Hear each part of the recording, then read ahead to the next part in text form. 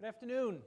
Welcome to the David Pickard Memorial Lecture. I've got a slide showing Deb's talk here, but let's just do a little bit of background so that people know what the genealogy is of this award. So David Pickard was a faculty member in the department between 1977 and 1985. Charlie Meng will say a good deal more about him, but he was known for his fantastic teaching, but even more his fantastic mentoring. And so someone who viewed pedagogy from the sort of wider view of working with students, with supervising senior theses, PhD theses. And he left such a mark that a group of alums led by Victor Solo raised money to set up the Pickard Memorial Endowment Fund and Lecture. And so that is the sort of raison d'etre for us being here, but in fact, we're really here because as I've spent more and more time in the department, one of the things that's impressed me is how much the department values pedagogy, research, and the intersection of both of those. And so we're here to celebrate that. So we will get started here in a second. I want to do a little bit of history. So there is the Rogues Gallery of the previous and current winner of the main Pickard Award, we'll call it the Outsider Award, Jeff Rosenthal, Hans Rosling, and this year, Deb Nolan. And we also have Harvard faculty awardees, and you'll hear more about that later today, but in the past it's been Joe Blitzstein, Tirthankar Dasgupta, and this year it'll be Dan Levy. We're not doing any surprises this year. We're not surprising people because we wanted to be sure that everybody who was being recognized would be here. And that's, we got close to that. We didn't quite get there, but we got close to that. Okay. And then the teaching fellows, we give teaching fellow awards. These are some of our fellows that we've recognized in the past, and they've all either gone on to great things or will go on to great things. Viviana Garcia Horton is a current PhD student. Jesse Huang is at Stanford.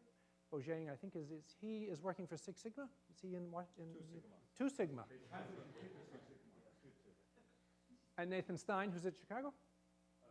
UPenn. Casey, 2012 or flip? No.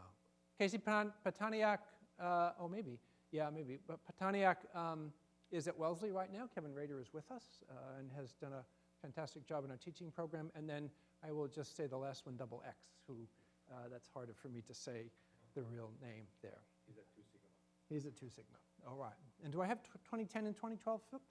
Okay, well, it's within a standard error of those sorts of things. And then this year it will be Dan Savone, who happens to be in Taiwan. He's the one person we couldn't get here. And Alex Demore, who you'll hear more about later. So what I would like to do before we get further is to thank some people, and then we'll get started. So I want to thank the committee that helped review all of the nominees and the applications, and the committee consisted of Joe Blitzstein, myself, and Nan Laird, who can't be here right now, but may join us later.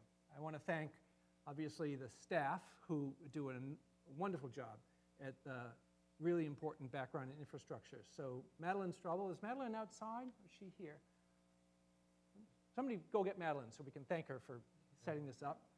And Betsy, who's chasing after Madeline right now, and Ali, who I think is chasing after students.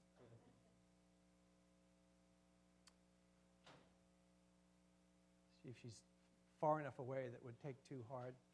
There she is. Thank you, Madeline, for all the work you did setting this up. Very nice. And thank you, Betsy. I'm reminded to announce that the restrooms are out and to the left, and after that, they're pretty mysterious. There are obscure signs, but I think if you look hard, you'll find them, depending on how desperate you are, you'll look at them more closely. All right.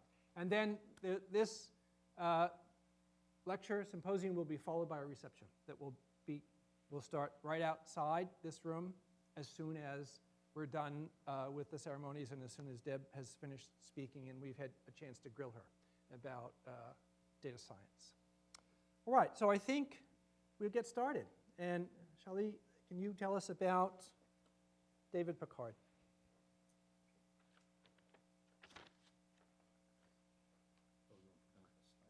me do that.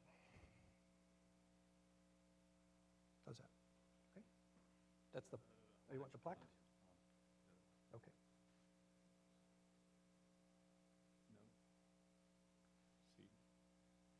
And we should go, yeah. And then we should be able to show it this way. Okay. Thank you, David. People say there are 3 reasons to be a teacher: June, July, and August. We're here today to find out the real 3 reasons for being a teacher, and there will be a quiz to the students in the end. What are the 3 real reasons after you hear this whole session? David Pickard was born on July 8, 1945 in Canada, and he did his undergraduate work in mathematics in Mount Allison University, and he did his master's study in mathematics at Stanford, and then he did his PhD in statistics in Australia National University. I fortunately have a copy of his CV, but I want to read one thing that's quite interesting and shows his devotion to teaching from very early on. He listed the awards he got, as we all do usually in CV, but he also lists an award he did not get. And the reason he did not get, he said, I was disqualified from the competition because I could not be interviewed. And you probably know that if you can't be interviewed, they probably won't give you an award. My wife and I were teaching secondary school in, I think it's the Yayama Nimokuro in Sierra Leone, in West Africa then. So basically, he was not able to being interviewed because he had to teach. And I think he probably is very proud of his record, so that's listed in his CV. And we're certainly extremely proud of what he has done, for the department and for the university, in general. Let me just tell you a little bit about his research interests, because he actually had, in addition to be a terrific teacher, he actually had a very broad research interest. He works on stochastic modeling. He works on random packing. He works on statistical inference with the lattice models. And in terms of applications, he worked on the full-line leukemia, and he worked on population dynamics, and he also worked on the statistical analysis of the anesthesia studies, which probably predates what Emily Braun was doing, because this is a continued work later. And so as David already mentioned, that he essentially won every possible teaching awards then, and in fact that there was a criticism article when he died. They really listed all his awards, and as you listed here, that these are the awards essentially are still probably the only one available now. You have the Leveson Award, you have the Hoopers Award, you have the what's the other one? The Alpha, the Phi Beta Kappa. And now, fortunately, by now, the department also have faculties covers all these, right? Joe, Blistein, Steve Blythe, Dong won many times the Hoops Award. But we all have to recognize that that was then. You had to put everything in a perspective, but then the department was not like now. The university was not like now. In terms of the emphasis on teaching, the attention to teaching was just at a different place. And also, if you think about then, the statistics is a tiny, tiny concentration, if it existed. It definitely was in single digit. The single digit lasted until 2005, 2006-ish. Then we start to talk off. We had a growth curve, which we don't have the slides here. We've been growing 60% every year on the dot. So actually, this was a year, I think one of Joe's postdoc did that plot, and everybody was thinking that you must sort of cook the data, because literally on the dot, 60% growth curve. And I think probably by now, probably it's not 60%, because that's not sustainable. Imagine you had a stock, which is 60% every year, you'd be so happy.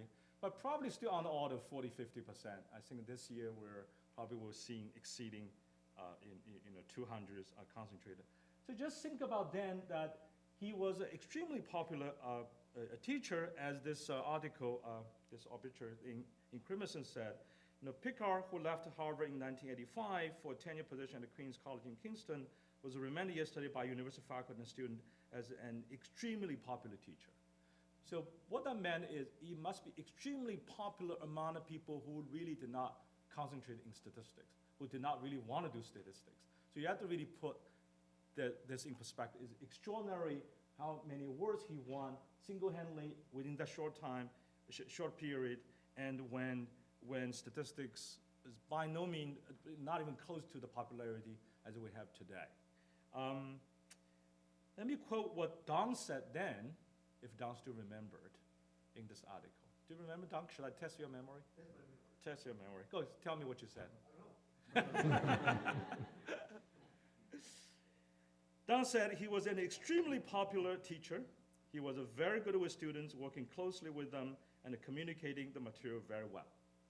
And there was also quite a few comments of, praise from his fellow students. One of them is Augie Kong, and some of you may remember him. Augie also taught me. Augie taught my Stat 139, and I learned a lot from Augie. So Augie said, when you were working with Pickard, you felt not like you do with some professors who are up there, and the students are down there. I don't know which one he was referring to. Rather, you felt you were on the same level because he was your friend.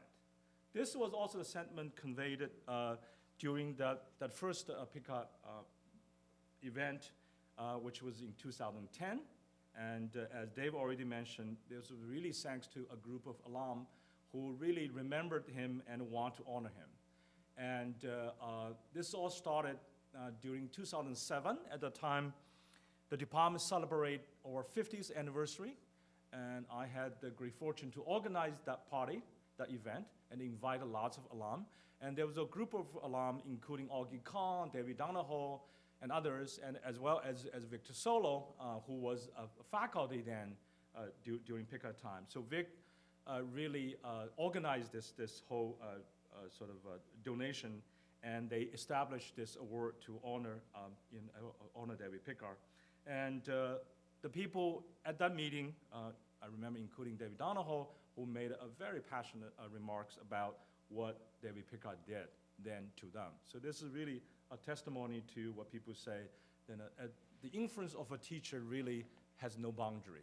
You never know how you will be remembered, when you will remember. I don't think that David Pickard himself would have ever expected, a quarter of a century later, after he passed away, that people would have events in honor of him. And I don't think that was even his motivation to be remembered that way. But it is his passion and his effectiveness as a teacher that really made him legendary in this department and beyond. So I want to just share with you one small story that Victor Solo told me during that time. Really shows what kind of person David was. That after he was diagnosed with this brain tumor, so he was diagnosed with brain tumor in 1985, the year he actually left Harvard, and he passed away in 1986. So I never had a chance to meet him, because that was the year that I came to the United States. And Vic told me that at that time there was a surgery available, which is a high-risk surgery. But the surgery could have saved his life. But the doctor told him that the risk of being essentially being paralyzed, being a sort of person without being able to take care of himself without being able to think, is pretty high. So he decided not to do it. He did not want to, being a person who cannot think. The second, that he does not want to be a burden, for his family members. And so then he passed away a year later. So I'm, certainly extremely happy that today that we're continuing this lectureship, and we're all inspired by him. And we have many great teachers here. Today we're also particularly pleased to honor Deborah, who has done a tremendous amount of work for the profession, including statistical education. My next job is really to introducing these two students, one of them being absent, which is fine, because Alex, you have learned enough missing data imputation. You can impute him here to accept the awards on his behalf as well. And each year we honor, not each year, at each this David Pickard event, we also honor our grad teaching fellow. Now, I'm no longer involved in that selection process, and thank God I'm no longer involved, because I remember it was so difficult. Truly for this department, it was difficult. That's why you probably see how early on we had a 3 and a 4, we just couldn't. I think we always wanted having 2. This was originally the committee that the group decided, but we just couldn't make a decision. And as a statistician, we can't make a decision. We just okay, let's plus minus some errors. So we're happy always doing plus. We have never done minus. We hope we will never do minus here. So this year, I certainly incredibly pleased to announce Alex and also Dan Savong, who's in Taiwan, that 2 of them are the recipient of the award this year. Let me just read the citation. Maybe Dan, you should, not Dan, Alex, you are imputing both. So where's the, besides me? Which one? All right, okay. So you get to give to them, right? And I get to read. Okay, the first one, which one you want to do first? The real you or the imputed Dan? Quick. Imputation, okay, so that will go to Dan, and that's actually the first order here as well. The award committee commends Dan Savon for excellency as a department teaching fellow and for outstanding teaching of students at all levels. So you're Dan. You're Dan now. We asked the TFs to play many different roles, some of them quite hard, and this is probably one of the harder ones for you to imitate. And I want to particularly say that Dan helped me tremendously in Stats 303 is our teaching class. It's called the Art and the Practice of Teaching Statistics. And basically, Dan taught that course. I was there just enjoying, and Dan had many ideas. Was really absolutely fantastic. And so that was the your real you. No, that's the other one. So now we talk about Alex. So Alex, the certificate said the awards committee commends Alex Demore for excellency in teaching Bayesian and computational thinking to a wide variety of students. So now we can do the real one. Do the real ones. All right.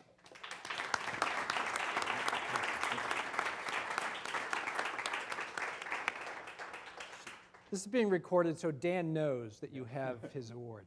All right. So or will don't know. Open it. Okay. So I think I've taken all my time. So I just want to remember I said you here learn the 3 real reasons for being a teacher. So what's the answer to that? As a good teacher will do, I will leave that as a homework. Okay. And for whoever get the answer correctly, you can email me. And if you get it correctly, I think that 25 years after you passed away, there will be conference in honor of you. But that shouldn't be a reason for you to do a good job. Thank you very much. All right, thank you, Cyrus.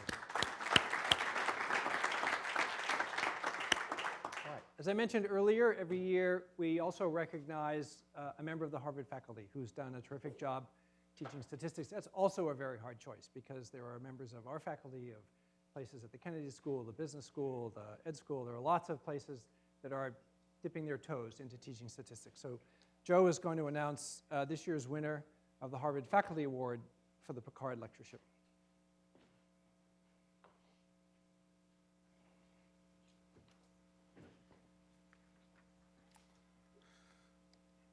So as Dave mentioned, the statistics is being taught all over the university, business school, med school, law school, in the Kennedy School, in FAS and CS, and we have machine learning courses, statistics courses in our own department, all over the place. So it was a very tough selection process, but we had an outstanding candidate who's Dan Levy. So I just wanted to introduce him, and then he's going to say a few words.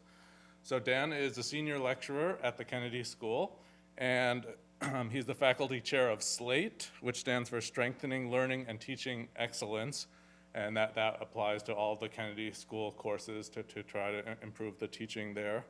His PhD is in economics from Northwestern, and he actually grew up in Venezuela as fluent in English, Spanish, and French.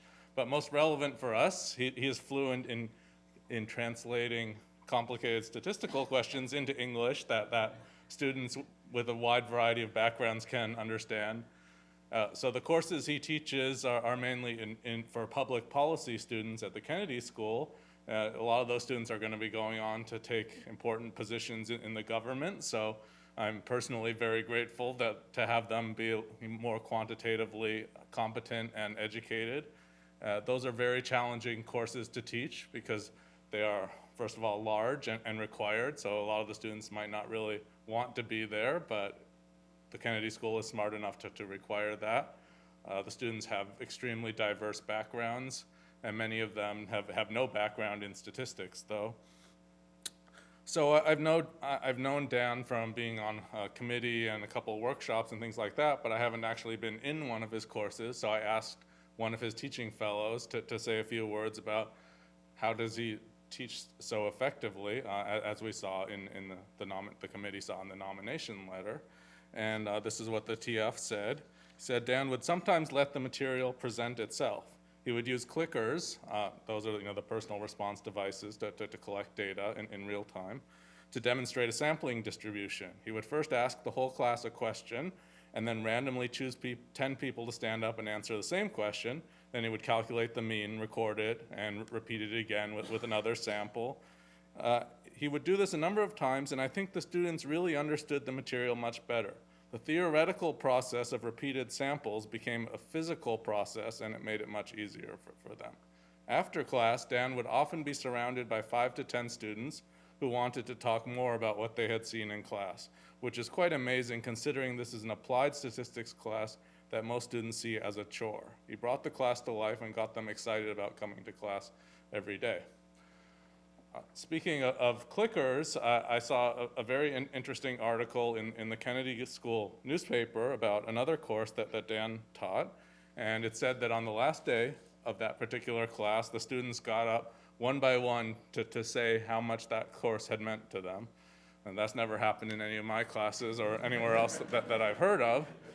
And in particular, it said the last student to stand up and thank Professor Levy that day was Rohit Malhotra, a Masters of Public Policy student, who said, I had the privilege of ending it by telling Professor Levy that his passion was contagious and that we saw no better fit than making a donation in his name to a high-poverty school in San Jose looking to use clickers in the classroom.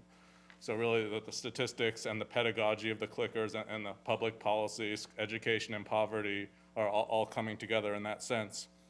On December 6th, the teacher in San Jose of that school was notified that a group of Harvard public policy students had decided to fully fund her clicker project with the message, our professor, Dan Levy, used clickers as a tool to teach us how statistics are used in everyday policy situations. We are indebted to him for his passion and commitment to teaching and want to pass that inspiration on to others. So I thought that was very moving. And Dan, I would like to congratulate you and give you your awards.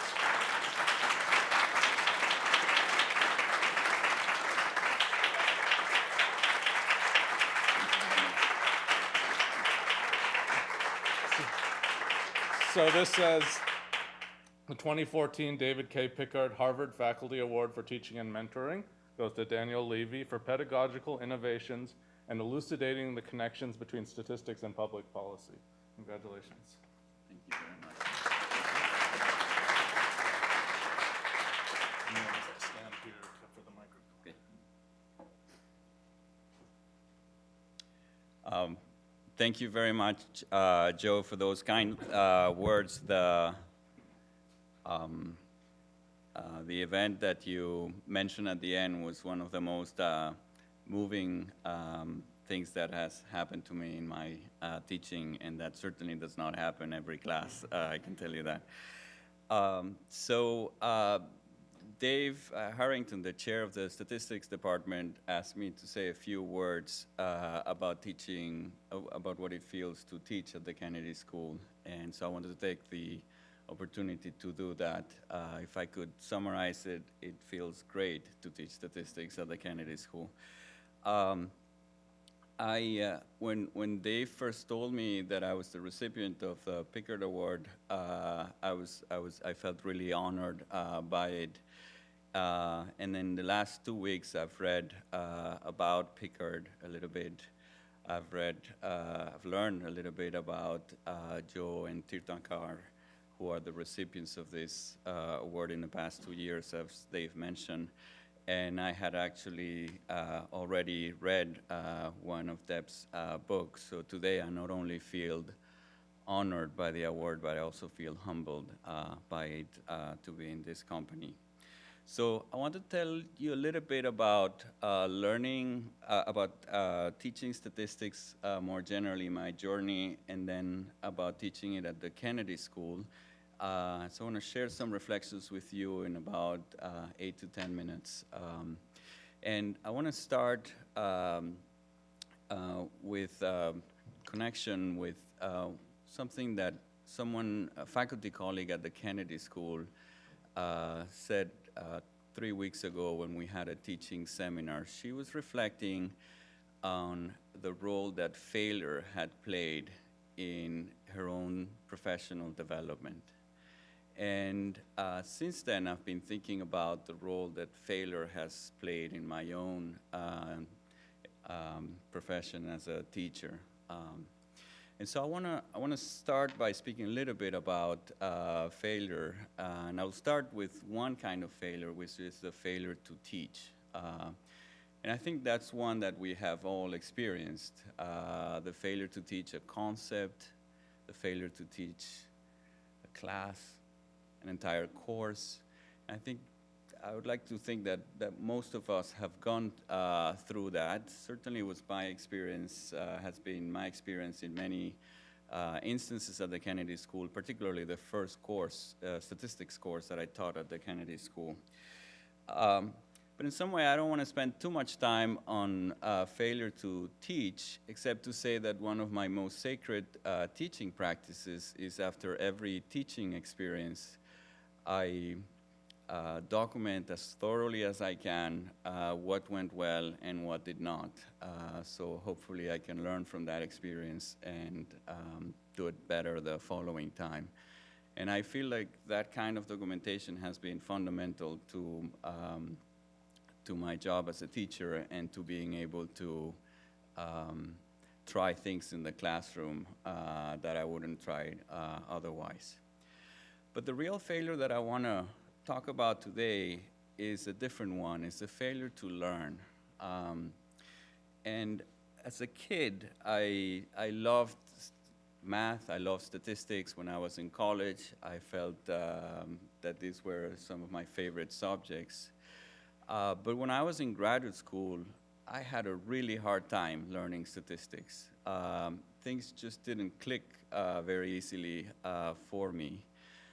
In fact, one thing that demonstrates how much things didn't click for me is I still remember the number of times in which I would go on to an assignment or an exam and prove that the sampling distribution of an estimator under certain conditions was of a certain kind. And years later, I realized that, yes, I was able to do some of those proofs, but I actually didn't know what a sampling distribution was in the first place. And that was quite a revealing a moment for me. And so I want to talk a little bit about how I ended up learning some of the things that I didn't learn in graduate school and what lessons that had for me as a teacher. The one thing I would say about my experience in graduate school is that the difficulties I had for learning the material had given me an appreciation for the difficulties that my own students have learning statistics, which have actually served me, I think, well in my teaching of statistics. So I want to talk about two ways in which I ended up learning some of what I know today. One way was I actually used statistics as a young researcher at Mathematica Policy Research in Washington, D.C. So we would actually get to use the methods that I learned in graduate school. We had to field surveys, so I had to understand what was going on in a very particular way that I hadn't appreciated before. And then the second way in which I learned was when I was asked to teach it. And that was no better way for me to, and I think for any human being, to learn than to be able to teach another person the material that you're trying to learn yourself. And so one of the things that I reflected on this is that neither of these two ways in which I learned, that is, the using statistics and teaching it to others, involved me sitting in a classroom learning from an instructor. And I'm not suggesting that instructors are not valuable, but I want to share an anecdote with you. This happened one day as I was walking to school with my two daughters, who have taught me a great deal about teaching. And they said to me, point blank, "Daddy, you don't need a teacher to learn." And I think they saw my face of disappointment right there, because I devote a lot of hours to defy that premise. And they then, to console me, said, "Well, you need a teacher to learn the difficult stuff," which I actually have, might seem trivial, but I have actually thought about that conversation many, many times as I think about my own teaching and what is it that I can do to support the student learning. So I want to talk a little bit about teaching statistics at the Kennedy School. It really, to me, is an amazing experience, because our students get to do amazing things after they leave the schools. Many of them do amazing things before they come to our schools. So the stakes of what we teach are, I think, are high, because our students try to use statistics to actually make the world a better place. And I want to illustrate with one simple example. About 2 years ago, I had a student from Ecuador in my statistics class. And this student did very well, and I asked her to be a course assistant last year. And she worked wonderfully well as a course assistant to me. And after she graduated from the Kennedy School last summer, she became the Minister of Tourism of Ecuador. Now, I want to repeat, I'm not saying she worked for the Minister of Tourism of Ecuador. She was the Minister of Tourism of Ecuador. So to me, being able to think that maybe there's something that she learned in those 2 years that might serve her well to stimulate tourism, in this case in her country, is a profoundly stimulating experience. And I'm just giving you the example of one student. Many that perhaps start with much smaller enterprises, but are just as equally important to affect well-being of people all over the world. So that's what it means to teach statistics at the Kennedy School for me. I want to close by just thanking a few people that I think when you are a student and you see an instructor, a teacher come into the classroom, you see them entering the classroom alone. But to create the learning experience that they create, they really are not alone. They just count on a lot of people that help them teach. And certainly I've been blessed to work with people that have really helped me and shaped who I am as a teacher. So I want to thank some of them.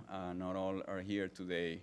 And I want to ask you to help me thank them by applauding when I mention them.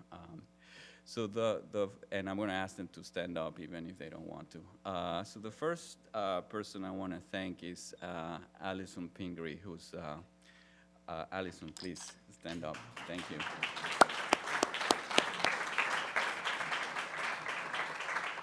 and you're going to stay there for the rest of the 2 minutes that I have. Okay. I want to thank Allison. She is our teaching coach and guru at the Kennedy School, and I want to thank her for so many insights and words of wisdom every day that have helped me become a better teacher all the time. Stay there, Allison. I also want to thank colleagues at the Kennedy School, both faculty and staff. If you're here, please stand up. I see Deb Hughes-Hallett, who is the most amazing statistics professor that I've ever seen in my life, and math professor. Deb, can you please stand up?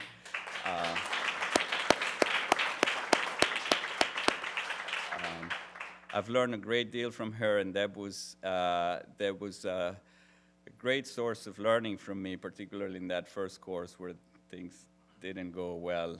It was so valuable to get her counsel on this.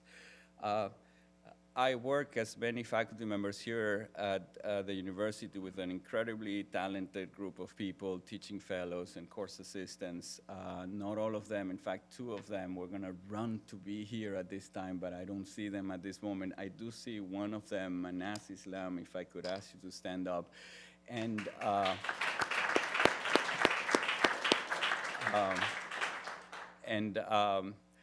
there's another key piece that makes everything in the classroom happen. May Klinger, if you can please stand up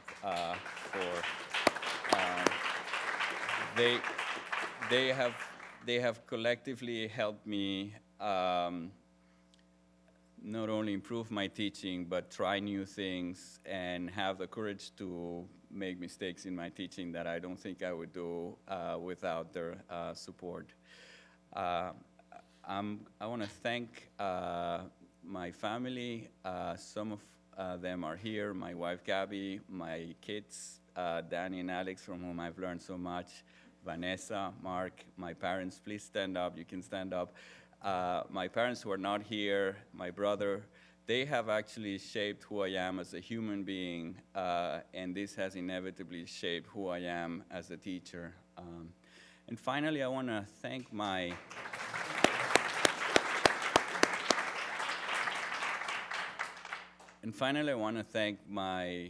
Kennedy School students. Over the last 10 years, I have the privilege of being in your path. Not most of them are all over the world. And it really has been a privilege for me, and my thanks to them is to bring out the best in me day in and day out for my teaching. So thank you very much to the Department of Statistics for honoring me with this award. Charlie, Dave, Joe, everyone who participated in this, and thank everyone in this room for sharing with me this moment. Thank you.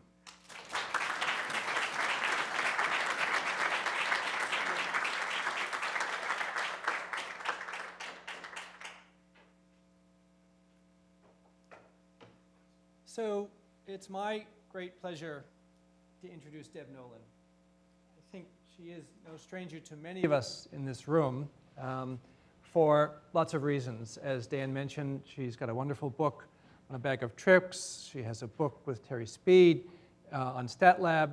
And in fact, from my perspective, Deb was out front early in really thinking about how you might take the classroom in statistics and turn it upside down and think of whole new ways to approach what was happening.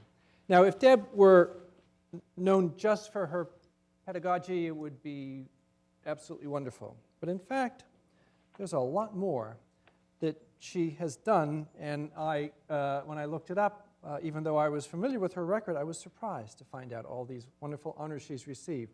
She currently holds the Zafroni Family Chair in undergraduate education at the University of California, Berkeley, where she's been professor of statistics since 1999.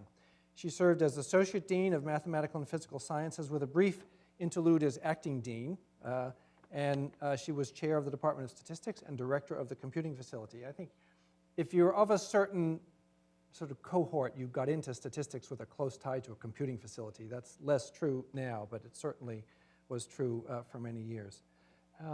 And by my reading of her CV, she can correct me if this is wrong, she began her journey with data as a junior programmer at IBM. Was that just after you graduated with your undergraduate degree, which was at Vassar? And she has a master's and doctoral in statistics from this small, relatively obscure school in New Haven, right, that we sometimes play football with from time to time. She's a fellow of the ASA and the ISI, awarded many distinguished honors, Kennan Visiting Professor of Distinguished Teaching at Princeton, the Distinguished Teaching and Advising Awards at Berkeley, and then something I had never heard of, the Expository Writing Prize of the Statistics Department of Yale University. That's very nice. She has wide-ranging interests, including statistics education. She's served as a White House panelist in Education and Workforce Development Panel and the Data to Knowledge to Action, a White House event. Most of us, as I said, know her through her publications. Her peer-reviewed publications are extensive. The 2 books have had an enormous impact. So without further ado, Deb, come up and tell us about statistics and data science.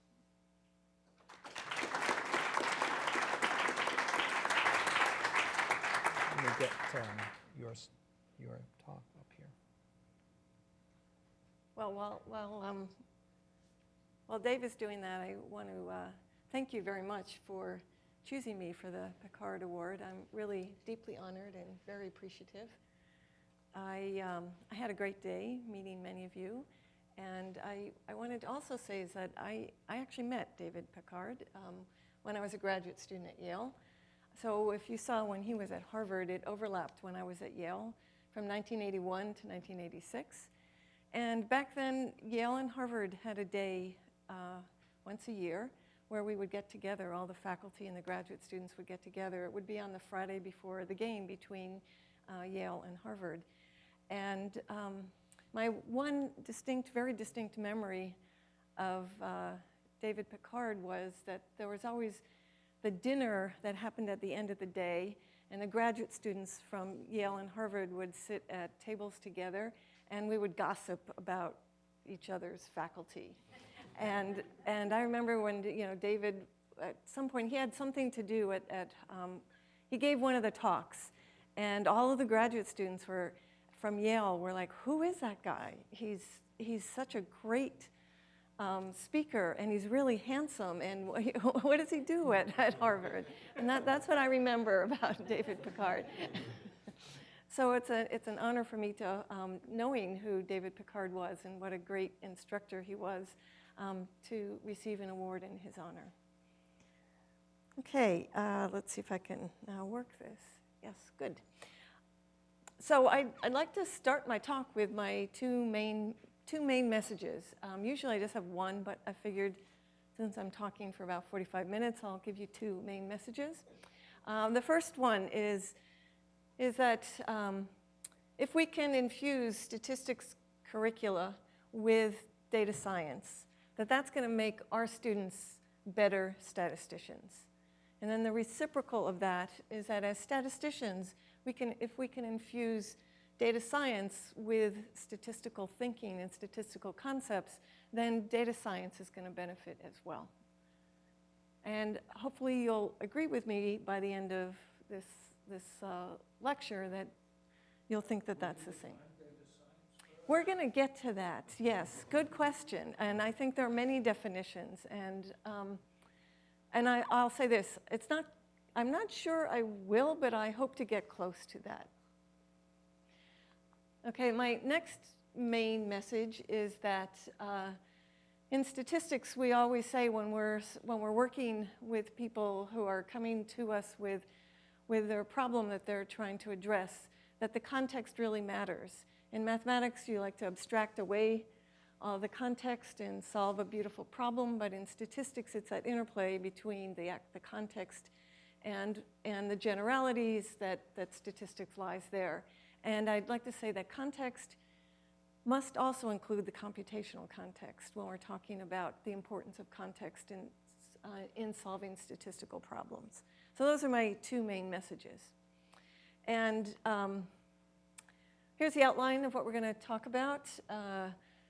The relationship between data science and statistics, and what is data science. Some tenets of statistical practice that I'm hoping will be very familiar to the audience, and that I will present from a data science perspective. And then basically the essence of this talk is coming from my experience in designing a course called Concepts in Computing with Data at Berkeley, which I designed with Duncan Temple Lang, who's at UC Davis, back in 2004, and what we've learned from that course. What are the opportunities and challenges facing us as statisticians with the incredible popularity of data science, and any recommendations and discussions at the end. So in this talk, I'll give you, also show you 3 examples of work that students have done in this course that does not have a data science title. We started it before there was such a term as data science, and maybe as I think it was Rafa or someone suggested, is maybe we should rename our course, but maybe that's true. So what is data science, and how do we figure that out? If you go and do a Google search on data science, you'll find lots of different definitions. And one thing that we might want to do is try to figure it out ourselves and go to the people who are looking to hire data scientists, for people who are working in data science. So here are 2 websites we might go to, Cybercoders and Monster.com. We could go to Kaggle as well. There are about half a dozen or so websites with job listings. If you're technically savvy, you might go and try and figure out, what are they looking for? What are these employers looking for? So you could enter in these little search text boxes, data science, data scientist, hit search, and then see what comes back. And this is the kind of thing that might come back. This is coming from the Kaggle website. And it's a particular job for Pandora in senior scientist in growth hacking. And you'll see it's a text description of the job, which is unstructured text. There are certain headers, requirements, and plus requirements. And there are, as you saw with the cybercode, there are thousands of these. And we'd really like to be able to look through all thousands of them to sort of try and figure out what's going on. So how do we do that? We could scrape the web. And by that, I don't mean we click on every possible job opportunity, bring up that site description, and copy and paste it into some document. What I mean is that we would write code, write a program that would programmatically go off and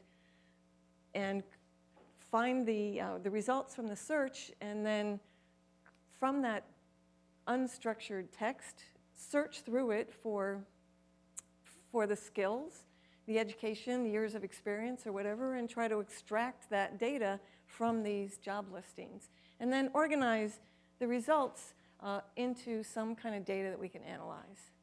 And so here's one just word cloud that comes up from the skill set for data science and data scientists.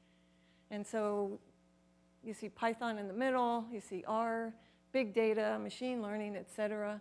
So those are the kinds of skills that people who are looking for data scientists are hoping their future employers or employees will have. But the problem is this doesn't really tell us what data science is, does it? It tells us a skill set that they hope data scientists will have. But it's another question as to, well, what do we expect a data scientist to be able to do? And hopefully we can get there as well. So as I mentioned, well, I told you specifically what we did in terms of technicalities, but let's step back a second and say, what did we do to get an answer, not necessarily the answer, an answer to this question? So we had a problem of interest to us, and we thought about where we might be able to find the data to answer this question. And so we proactively found the data at these job listing websites.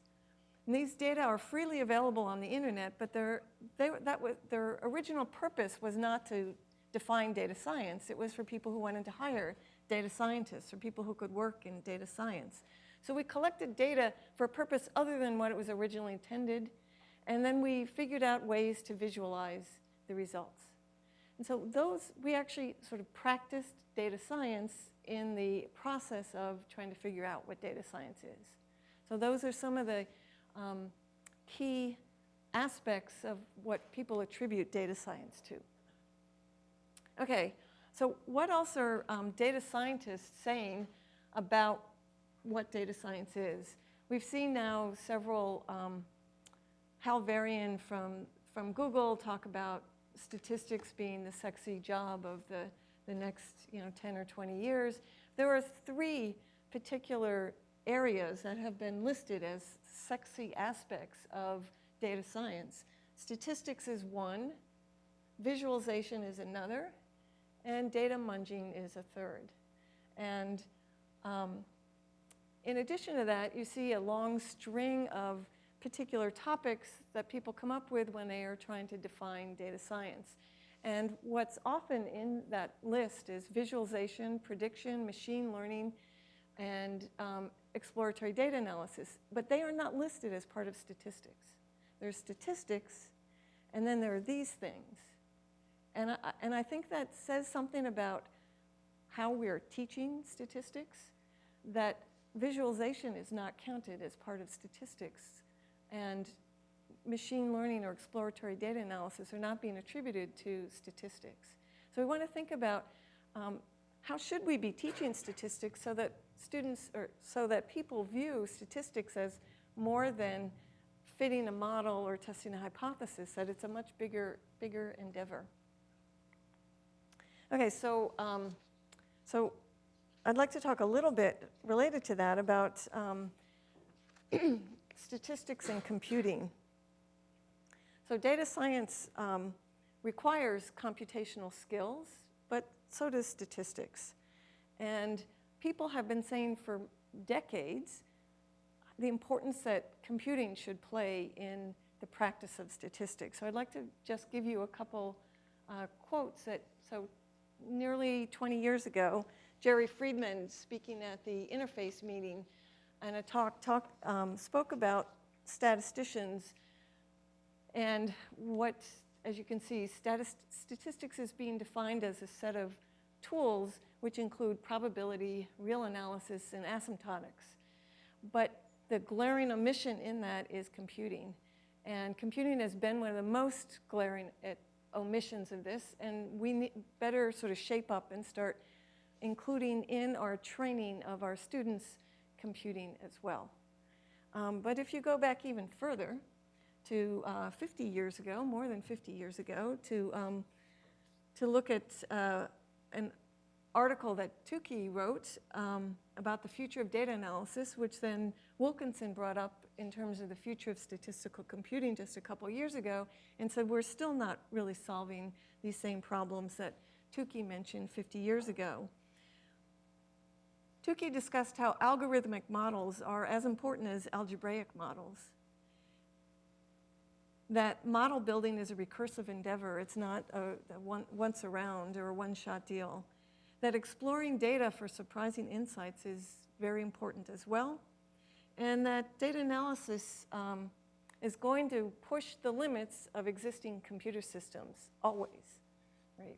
So 50 years ago, he was saying this, and it's, as Wilkinson said, this is still true today. More recently, the SCIEM Working Group for Computational Science and Engineering sort of said computational science is its own field that's worth paying attention to, that's worth training our students in. It's regarded as an equal and indispensable partner along with theory and experimentation, and that it's an essential skill set for creating new statistical methods for doing modern data analysis.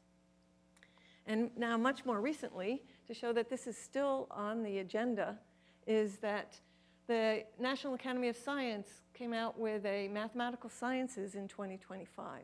And some of the things in the report that they mentioned is, again, that the boundary between mathematics and other subjects is eroding. That's where all the current exciting research is, and computing plays an important role in that. So they come out to say computing is central to future research and to training in our discipline, and mathematical scientists or mathematicians and statisticians should support computing research and scientific computing research. Yet another report, also from the National Academy of Science, is in the Frontiers in Massive Data Analysis. And they talk about, in this is sort of big data issue, that statistical rigor is necessary for us to justify this inferential leap from data to knowledge.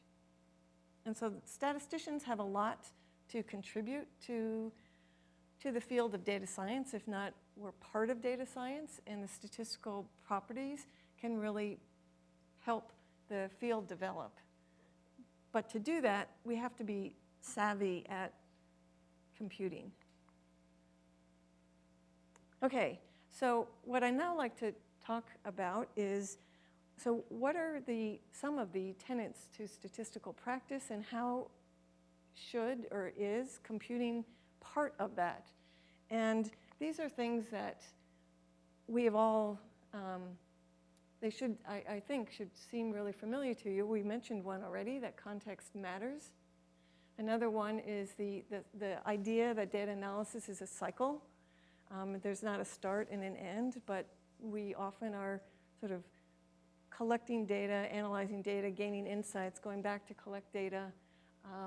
Visualization is a key piece of doing a data analysis and carrying out or practicing statistics. Often we are communicating our results through a figure, which is far more convincing than a very sophisticated data analysis. And in addition, communication is a central piece to the practice of statistics. And so for each of these 4 ideas, I'd like to just briefly mention what I see as the role of statistics in each of those 4 items. And 2 of them I'll show you a little, show you some undergraduates' work in those areas. The first one is about, I said that already, the first one's about context mattering. I mentioned already that, that computational context matters, and I just would like to show you, again, a quote from Friedman, which I think you might cringe if you saw that I was putting up there. That's the second one down there. It says, every time the amount of data increases by a factor of 10, we should rethink how we analyze it.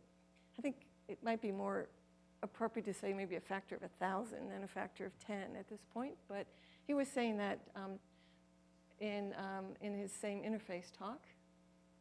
And Terry Speed, and this, as was mentioned, this idea, sort of the fundamental ideas behind the Stat Labs book that Terry and I wrote, is that the important difficulties are in the interplay between the question that the scientist is trying to have answered and how statistics can come about answering that.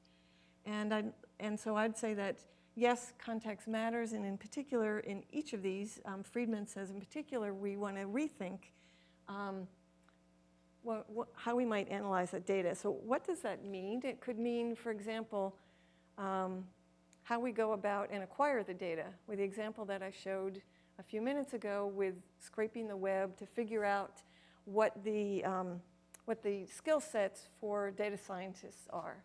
Another could be the computational methods that we might be, or the methods that we might be applying to our data to get, to answer these questions. And they could be things like the bootstrap and resampling, or the feasibility of an analysis. If the data are so huge, you know, do we carry out the same kind of techniques as we would when our data set can be printed on the page of a textbook? And so in each of those cases, the computational context is going to impact how we go about analyzing our data. The next one is the data analysis cycle. And that's the idea of starting by defining a problem, and that defining that problem is in the context of the field that you're trying to address the problem. So not defining a problem in terms of how do I estimate a parameter, but someone wants to find out the answer to this question, and what is it in their, why is it important to them, and what are they trying to figure out? Then going on to plan and design the collection of the data, to collect it, to clean it, to prepare it for analysis. That analysis can include exploratory data analysis and statistical inference, and then communicating your results. And there could be little cycles between these main points, so as well as a bigger cycle. But the point is that it's a cycle. So our exposure to this entire process is, I don't know, you can think about the courses that you teach here, and I can think about the courses that we teach at Berkeley and that are taught at other institutions, and how often do we expose our students to this whole process and how important this process is, as opposed to focusing on the lower left circle, which is about even half of that circle, which is about inference and applying the methods so that we can make an inference. And it's not it's doing our students a disservice to not give them the experience of this whole data analysis process. Then when they go out,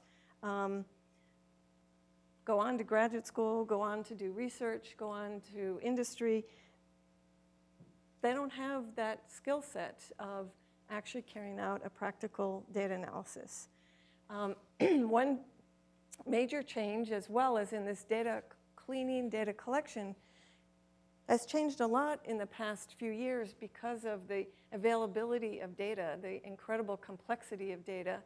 There's the 3 V's about velocity and variety and volume, but data can be much messier than it used to be, and data can be freely available for people to pick up and use. And so this notion of collecting and cleaning the data takes on even more importance in terms of having a skill set where students can get experience doing that. Okay, so I'd like to give you an example of this data analysis cycle. Again, taken from a course, from this course that I am, in general, has motivated this talk. This is an indoor positioning system, or predicting location. Using, so our cell phones, our laptops, et cetera, when we're outside of a building, it does a really good job, our cell phones, of figuring out where we are. I got here today from the hotel by opening Google Maps and typing in the address and followed the little set of blue dots. When you're inside of a building, it's not as easy to figure out where a device is, if you will. And however, we can use the wireless networks to try and pinpoint where a person is, where a piece of equipment is, where something is that we're trying to locate. In particular, this is a building at the University of Mannheim, and it doesn't show up all that well. There are little gray dots that are evenly spaced in the hallways of this building. And someone walked around the building with a device that was emitting a signal, which was being picked up at these, you'll see these black squares is being picked up at these black squares. One's been cut off, or 2 have been cut off in the far right. At 8 different locations, or 8 different orientations, at 45 degrees around, and in addition, 110 measurements were taken at each of these, for each of these orientations and locations. And the signals were measured at those different access points.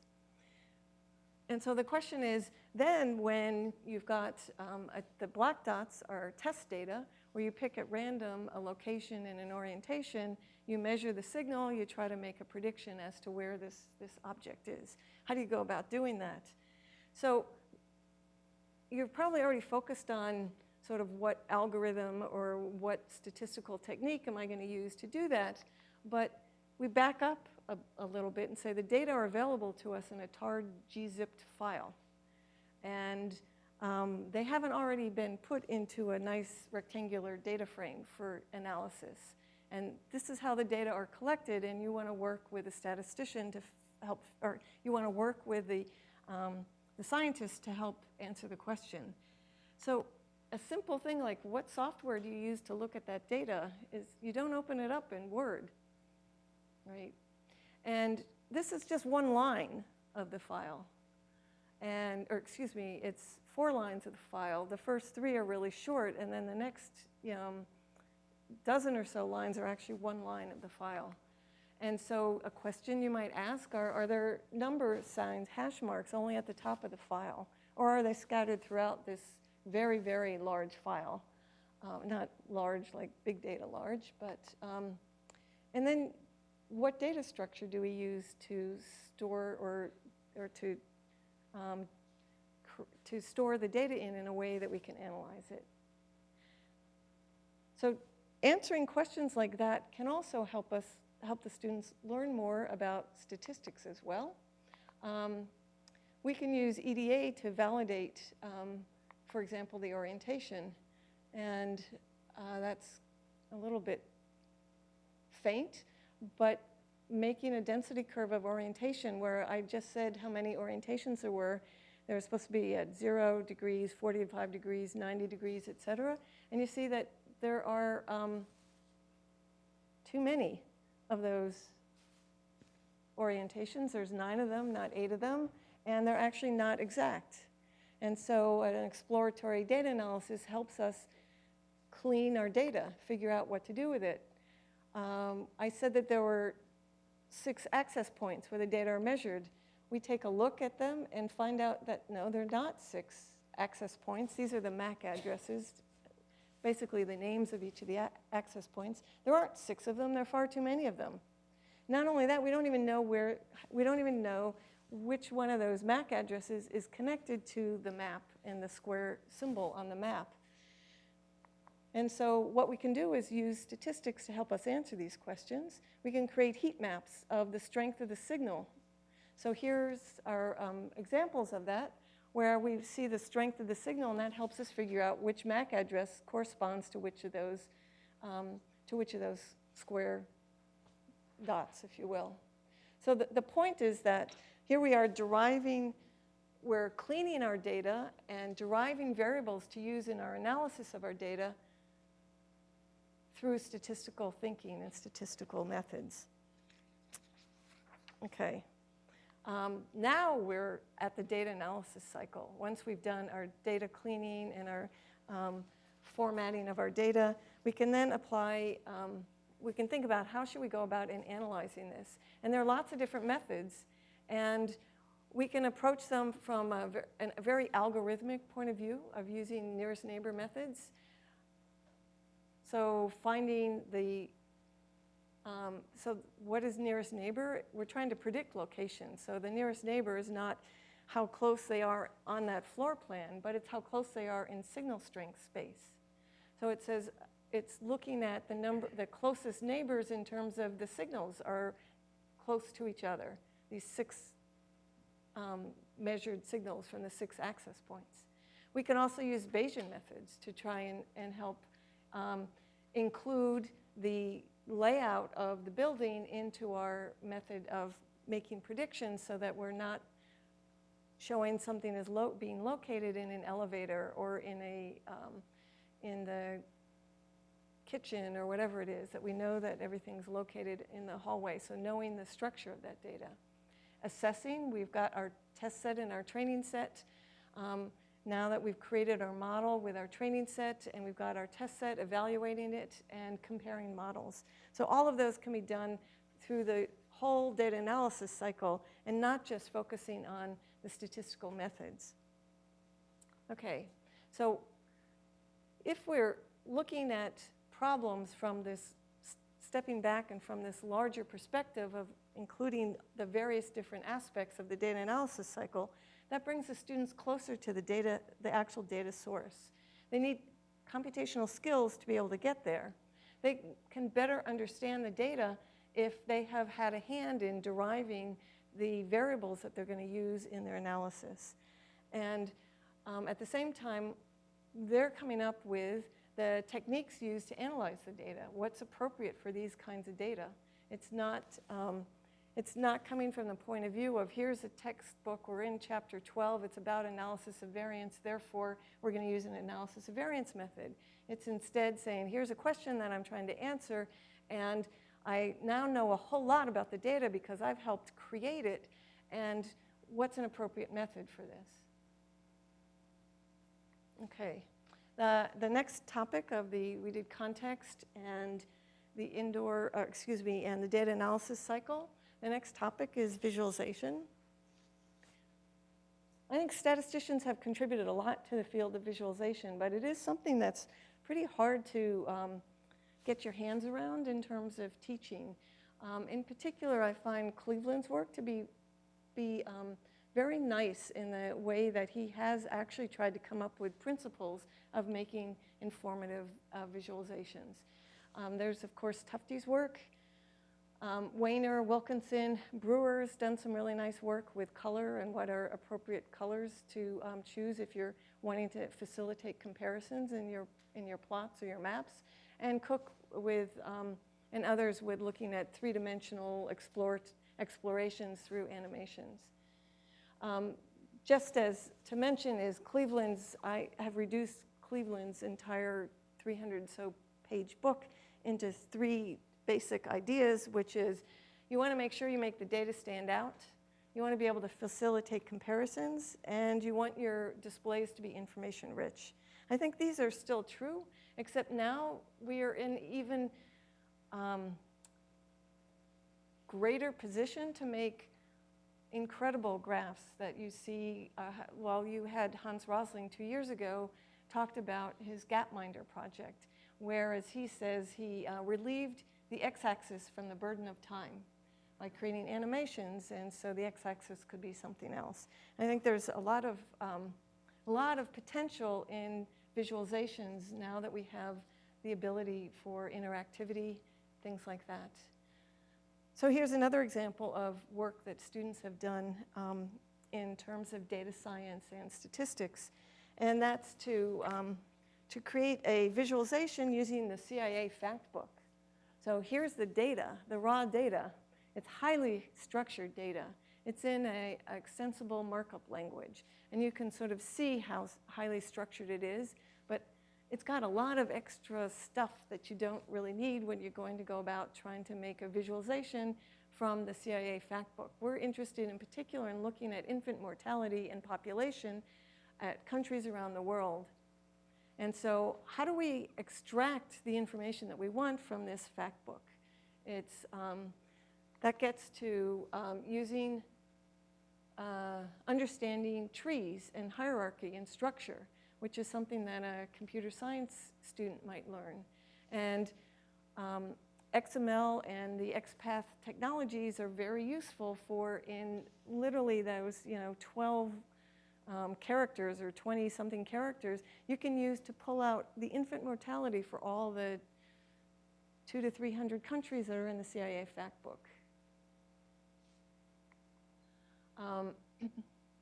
But if we want to make a plot a plot for each country, we'd like to include their information about infant mortality and population.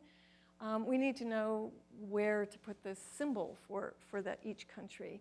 And we can go back to the web and scrape the web and find, for example, a website. Here's one called MaxMind that has the center of location for every country in latitude and longitude, and we can figure out, okay, how do we get this data out from this source and then merge it with the CIA fact book data.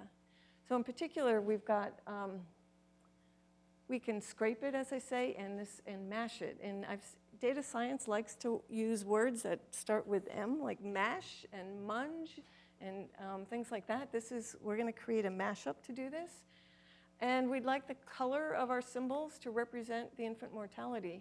We can do an exploratory data analysis, look at the distribution of infant mortality, and figure out how do we take these values for infant mortality and convert them into colors. So that gets to this Should we transform the data or not? How many colors can people really differentiate between? And underpinning it all the time are questions, asking questions that are statistical in nature and involve some level of statistical analysis. And then this is the final product that the students have produced, this is a screenshot of Google Earth. The circles are proportional, the areas of the circles are proportional to the population size. The colors are indicating the infant mortality. Any particular circle, if you click on it, up will pop additional information about that particular country. I've clicked on here on Afghanistan. You can see on the far left that there's, well, you actually can't see it here, but we can organize the data into folders so that you can, for example, turn off and turn on subsets of the observations if you want to focus in on a particular region, or if you want to focus in on a particular where are the high mortality figures. With Google Earth, if you've had experience with it, you know that you can zoom in and zoom out. You can, some of the things that you can do is that it scales appropriately as you zoom in and out. You can augment your plot with contributions from government or public sources so that you can add additional information to make it more information rich. You can filter the data with folders, as I mentioned, or organize it in some way. And you can add additional information so you can drill down and get more and more information about a particular country by interacting with a plot as opposed to creating just a static plot. And in fact, Google Earth also provides an animation feature which allows you to animate. If you've got a time associated with a location, you can animate that as well. And here is an elephant seal that's been a tracker has been put on her back. And we have location and time every day. There's a measurement of where she is. And until they tracked this elephant seal, they had no idea how far they traveled, that they travel according to a great circle.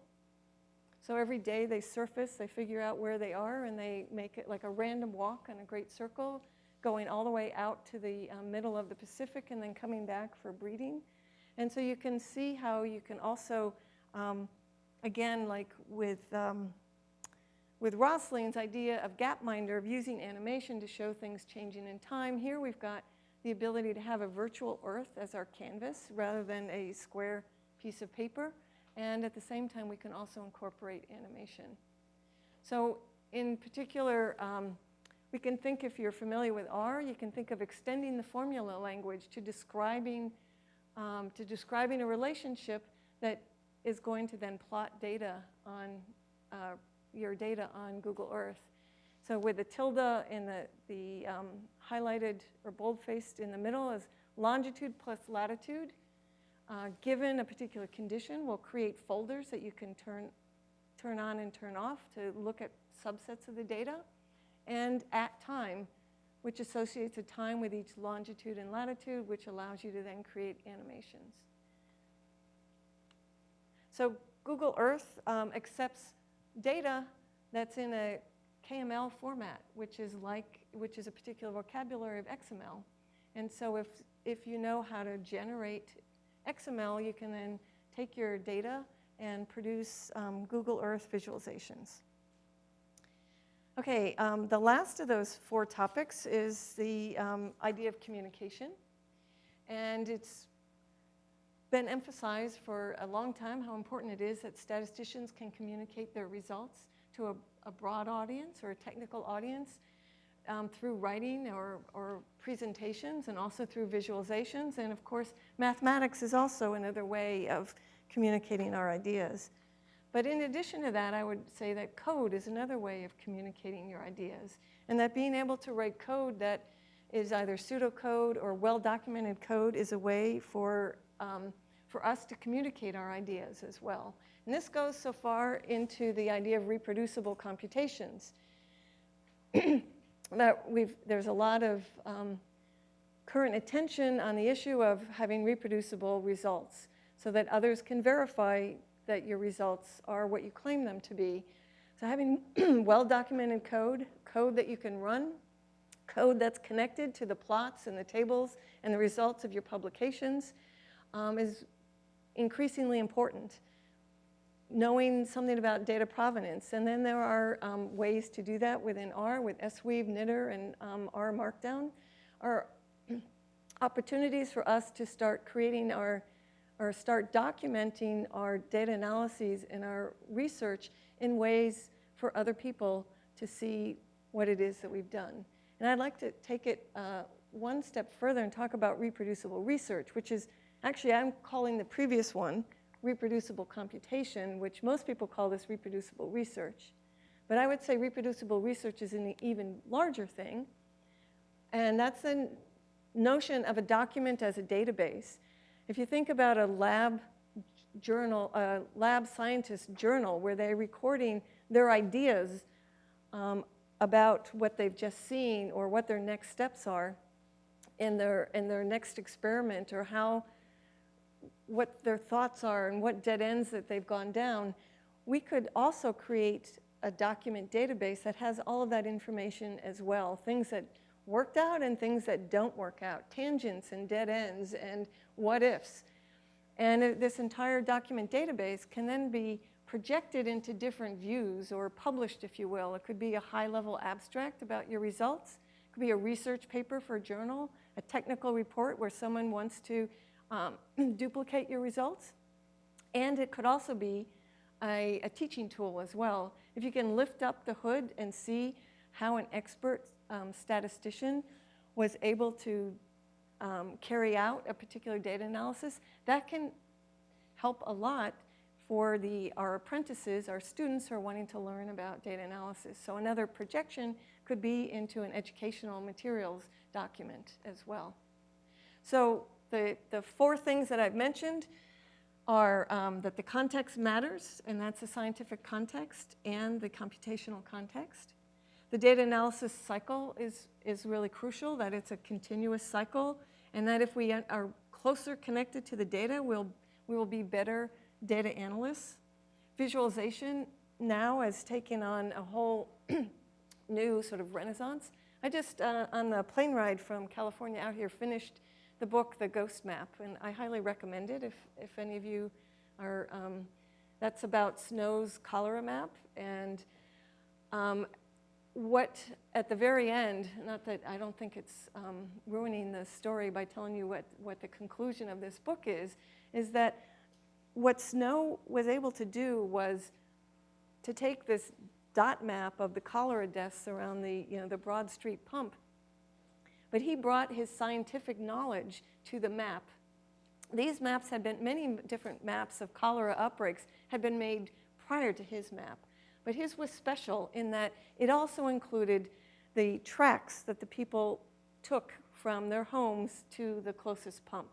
So it wasn't obvious by looking at the map, where you would think about drawing circles about what's close, what region is closest to the map, and why, and thinking about the cholera deaths within those circles. But what mattered was bringing in, how do I get there? What sort of circuitous route do I need to take along these sort of very narrow alleys to what is the actual pump that's closest? And it might not be the same as the one by the way the crow flies.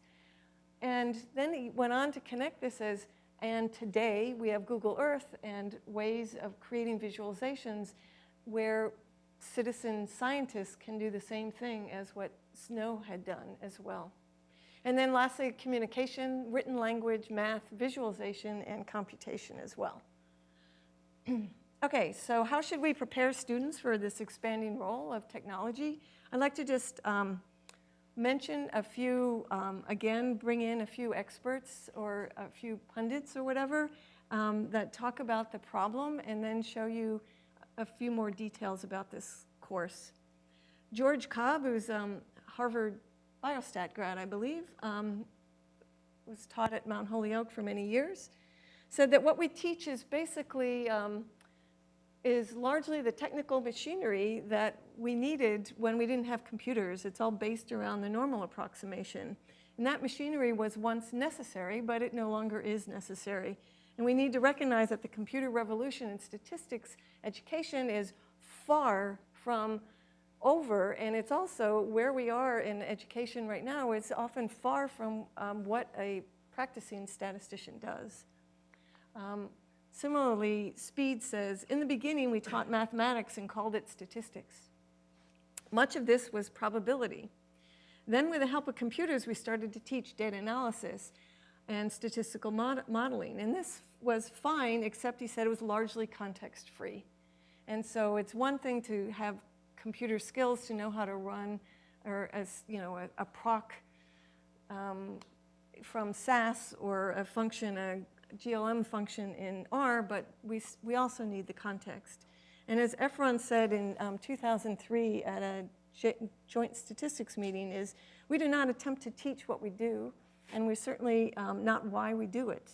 And these courses, meaning the theoretical, this was about the theoretical stat course, are caught in a time warp that bores the teachers and subsequently bores the students. All right, in the next few minutes, I'd like to give you a few of the details about this course. The 3 examples that I've shown you are coming from student work in that course. I mentioned already it's called Concepts in Computing with Data. It was developed with Duncan Temple Lang in 2004. And it's always good to think about what your student learning outcomes might be for developing a new course. And basically, this is the list that we'd come up with, is that our students need the technical skills so that they can engage in collaborative research and problem solving. If they are stuck with only being able to solve problem-based or textbook-based problems, they're not going to be able to step up and be part of a team to solve a problem. So they need to be ready to be engaged and succeed at statistical inquiry, and they need the confidence that they can overcome computational challenges. That doesn't mean that we need to prepare them for everything that all of those, at the beginning of the talk, those lists of technologies, but we need them to have the confidence that they could go out and learn those technologies if needed. And just a little bit of data. This course started in 2004, and we had 40 students enrolled in it. Last year, we had 400 students enrolled, and now we're offering it 5 times, 5 different courses, twice a semester and in the summer, and we're on target for having 750 students enrolled in the course. There are no prerequisites in terms of statistics or programming for the course. It's taught basically for sophomores and juniors. The basic philosophy is that students should be able to use the computer expressively to conduct a statistical analysis, just as they might be able to use mathematics to express a model, a statistical model. And that rather than having the students derive or write code to invert a matrix or something like that, we use existing software and have them employ that software to solve problems. And center to all of the work that they do is statistical thinking in the context of computing with data. And again, as you saw, that they work closely with the original data. As I mentioned already, they're exposed to the full data analysis cycle, and what I've done here is just sort of add to that some of the kinds of computational skill sets that they need in order to be able to do that. And that data acquisition might include string manipulation. Data organization could be relational databases or data frames or the extensible markup language. The data analysis, typically we focus more on the algorithmic aspects or algorithmic types of methods because there's no statistics prereq. So students are able to do pretty sophisticated analyses as opposed to taking 2 sample t-tests. But those methods typically lean towards the algorithmic type, and simulation studies as well. The statistical concepts that we convey in this course are basic statistical numeracy of, what's variability, data reduction, the method of comparison. There's a huge focus on graphics. Several weeks is spent on graphics. The students are producing those animated or Google Earth type visualizations by the end of the class. Again, as I said, computationally intensive methods, simulation tools such as the Monte Carlo, Bootstrap, and cross-validation. What kind of computational concepts are they exposed to?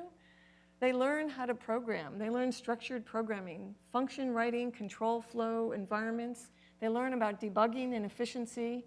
They're exposed to various different data technologies, including SQL and relational algebras, XML, as I mentioned already, and regular expressions and text manipulation, and event-driven programming, HTML5 and JavaScript at the end so they can create an interactive website. Throughout this, the students are working with the data. They have authentic problems, starting with raw data, getting to the point of analyzable data. They're looking at EDA in the modern era with computing and computer-intensive methods, and they also get to model the art, sort of learn about how to learn new technologies. So that's part of the focus, is not just saying, here are the technologies that you're going to use in the future, but here's how you go about learning about the new technologies. So what are some of the opportunities and challenges?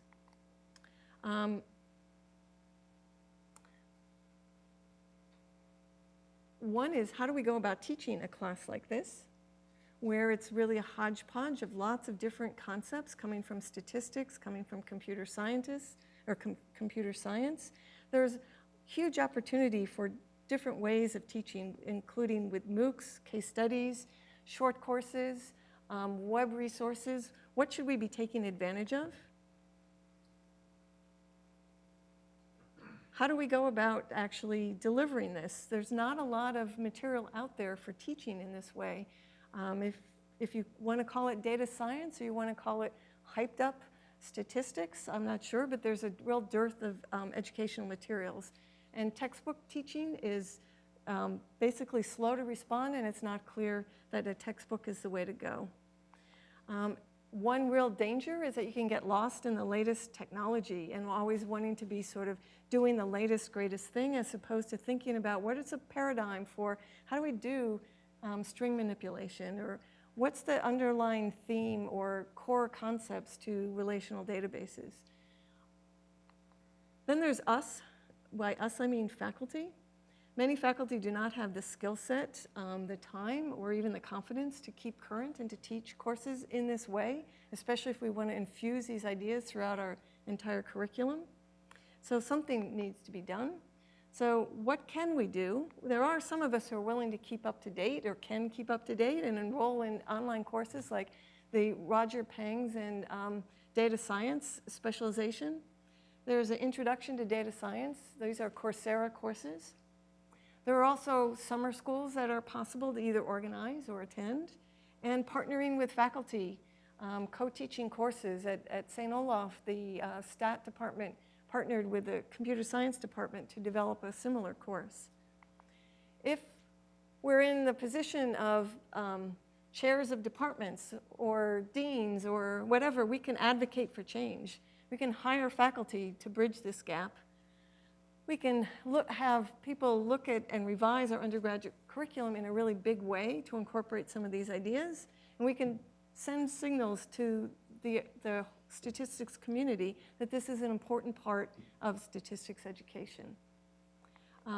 Here are three resources that I've already mentioned. Peng's course. Paul Murrell, who's been teaching courses like this for many years, has a textbook on data technologies. Duncan Temple Lang and I are about to publish. It's sent off to the publisher. It'll be out in the spring, a course on, or not a course, but a dozen case studies that we've culled from teaching in this way. And finally, what are our conclusions? And I'd like to open the floor for discussion, is that computing is an increasingly vital part of statistics, where data are freely available. There's a lot of it. It's highly complex. Web technologies are ways of accessing data that we've never been able to access before. And it's really important that we integrate these sort of aspects into our statistics curriculum so our students have the skills that they need so they can engage in collaborative research. They've got the confidence to engage, and they also know how to learn new technologies so they could succeed with this in the future. So I wasn't sure what you might want to discuss, so I just put up some questions that I'd like to hear your input about, and I'll stop there. Thank you very much.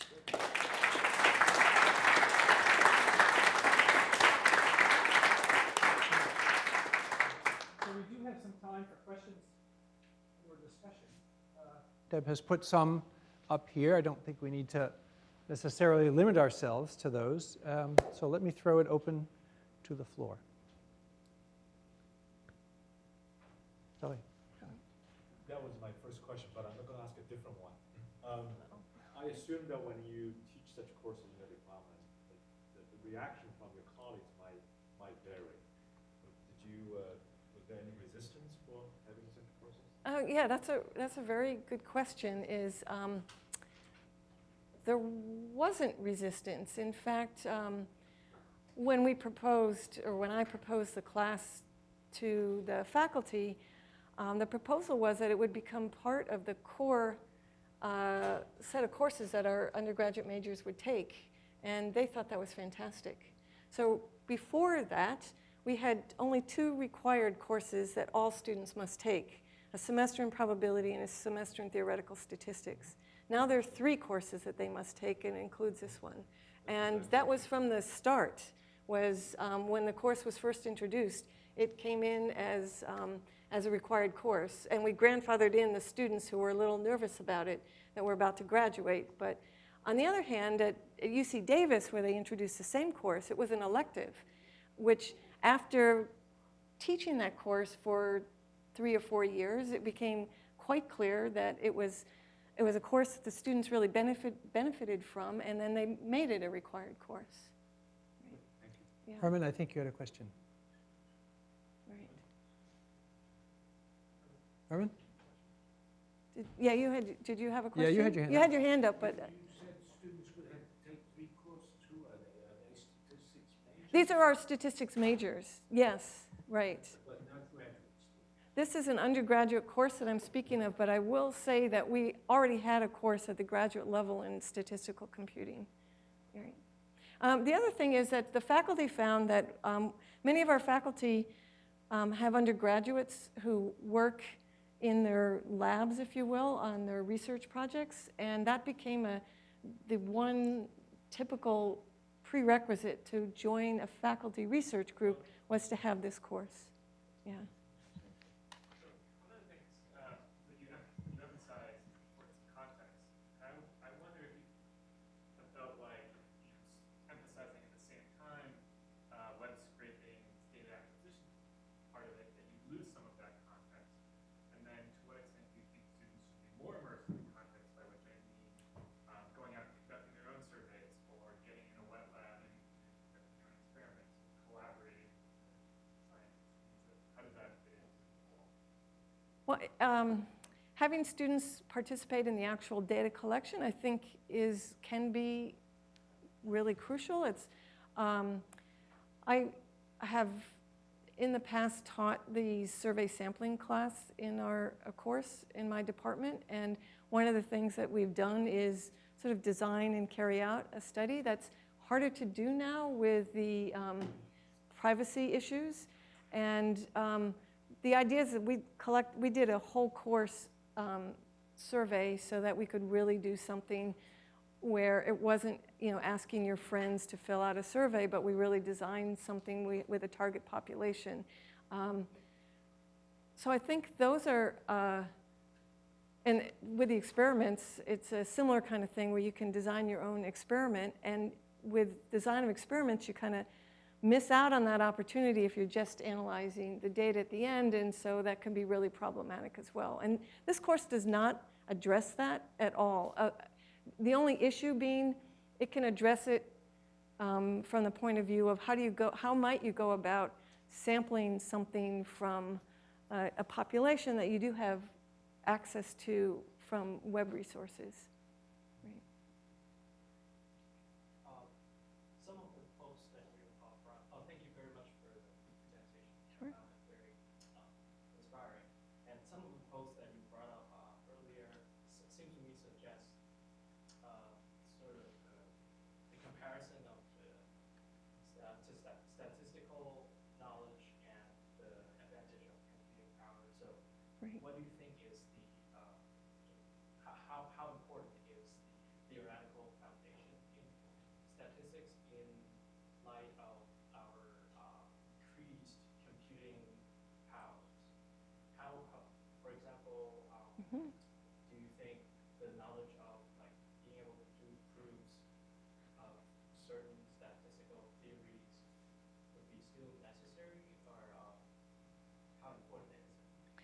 That's a good question, and I'll answer it in a couple different ways.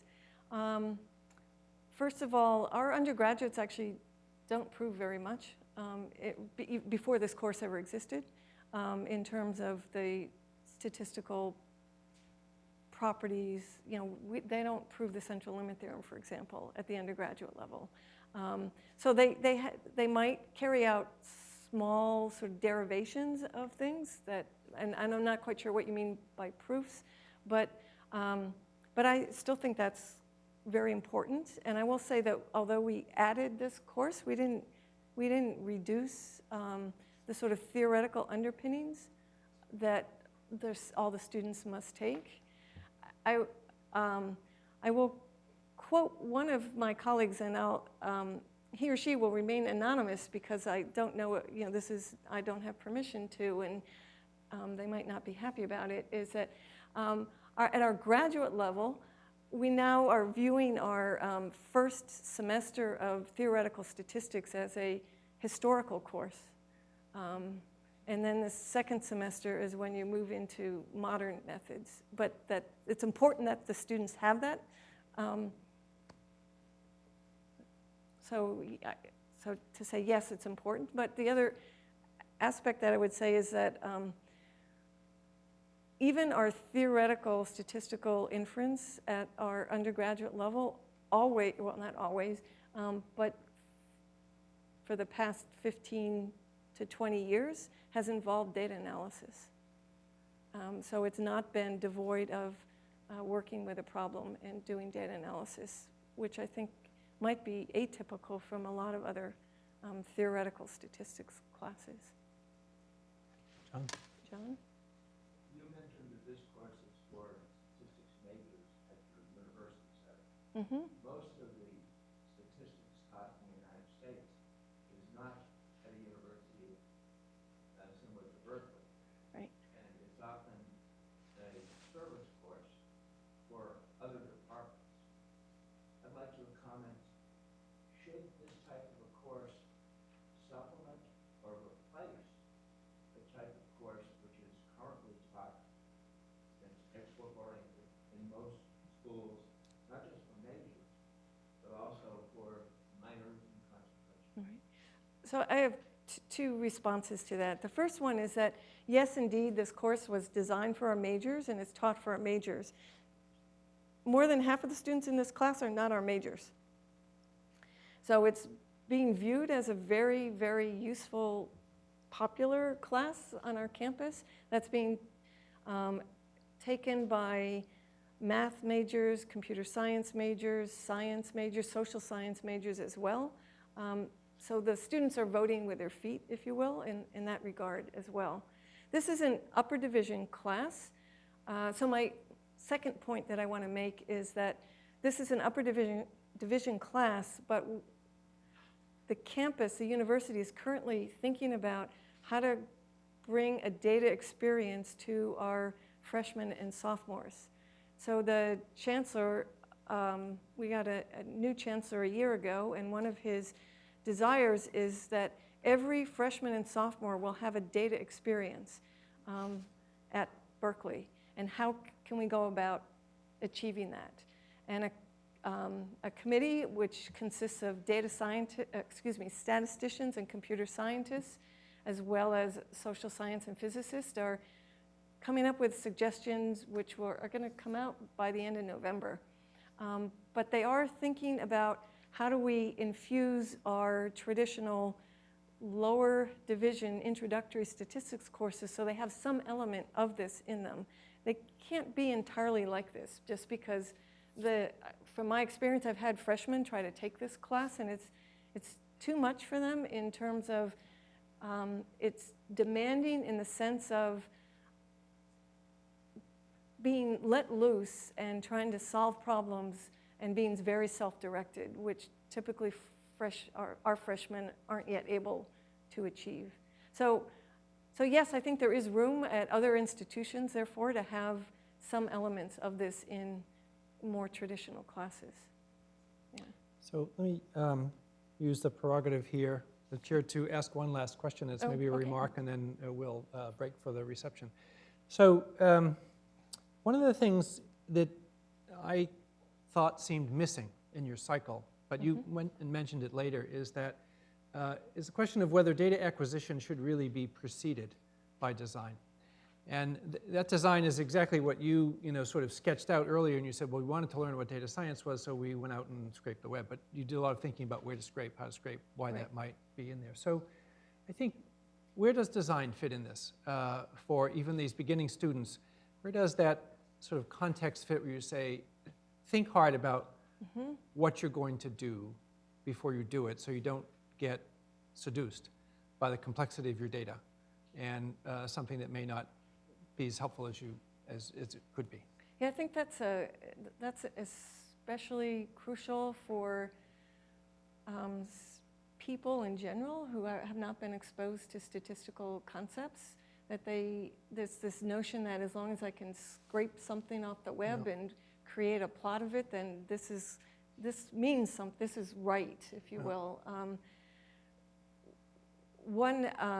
One place where they see it in this particular course is in, we spend a lot of time with visualizations where the students are finding visualizations on the web, and they go through a critique process where they say, what's the message that this person was trying to get across by making this plot?